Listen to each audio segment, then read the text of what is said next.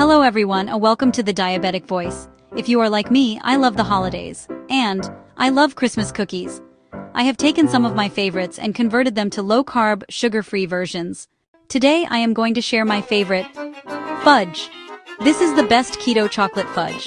I say that because not only is it delicious and made of simple ingredients, it also doesn't melt in your hands. It's perfect for bringing to any holiday party.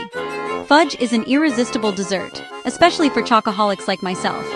But it can be a little tough to get right when you cut the sugary ingredients from the traditional recipes. I've made lots of low-carb fudge since starting my keto lifestyle, and even though they've all been really tasty, I haven't been able to nail down a recipe that's creamy and delicious, but doesn't start melting the second I pick it up. That is, until now. The secret to this recipe is creating a low-carb sweetened condensed milk to use as its base. When developing this project, I was thinking about how so many fudge recipes are made, especially during the holiday season, to bring to Christmas parties and whatnot. A lot of those recipes are as simple as telling you to melt sweetened condensed milk and chocolate chips together, so I figured there had to be a way to do that low-carb style, and it's easier than you might think. What will I need for the best keto chocolate fudge? The ingredients are simple, which of course is one of my favorite parts. To master this recipe, you will need heavy whipping cream, butter, erythritol, powdered or granular. It doesn't matter, I prefer Swerve. Vanilla extract, low-carb chocolate chips. Lily's is my favorite brand. You can find these online, or at an increasing number of grocery stores. If you don't see the chips, just pick up a few of the bars. Nuts. Optional of course, but I use chopped pecans for this recipe. How to make keto sweetened condensed milk. This low-carb liquid gold is super easy and so delicious. All you need is 1 cup of heavy whipping cream, 2 tablespoons of butter, I use salted, 1 to 3 cup of erythritol. Again, it doesn't matter if it's powdered or granular, I've made it with both. 1 teaspoon vanilla extract. In a medium saucepan, pour all 4 ingredients and heat on medium, on the lower side of medium, stirring with a spatula regularly. Be sure to scrape the sides and incorporate well. Within just about 15 minutes, the mixture will reduce and create this thick, sweet and tasty sweetened condensed milk.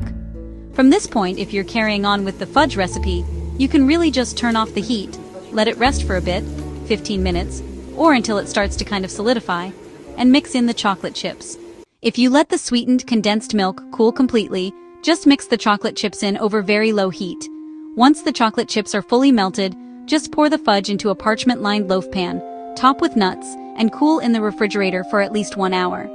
The best keto chocolate fudge nutrition. You're probably going to want to eat the whole pan. But if you have more self-control than I do, here's the breakdown of nutrition for just 1 piece.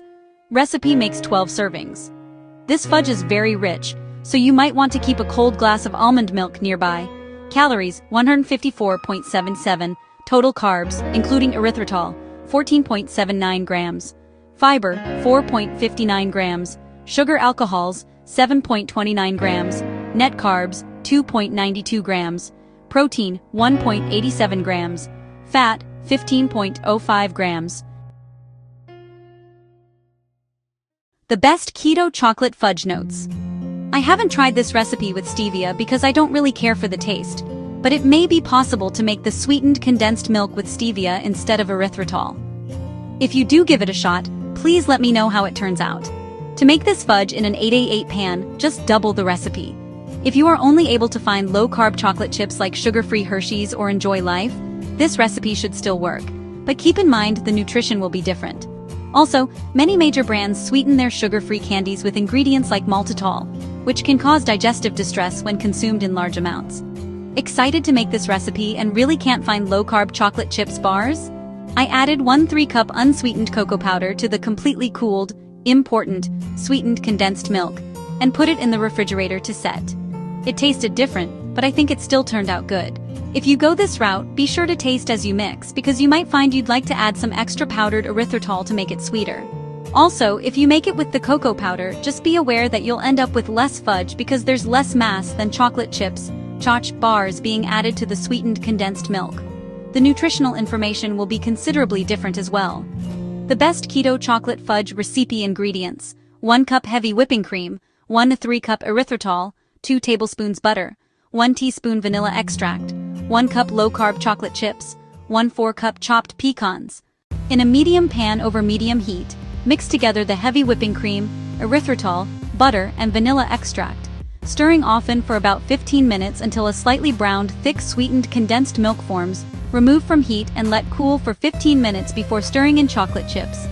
Once chocolate chips are melted, pour mixture into a parchment-lined loaf pan and top with pecans before cooling in refrigerator for at least 1 hour. Please note that I am not a certified nutritionist.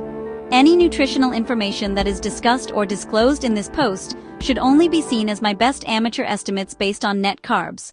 Let me know if you try this recipe and how much you enjoyed it. Also, if you would like for me to convert your favorite sweet treat, send me the recipe in the comments. I love sweets and love the challenge of converting recipes.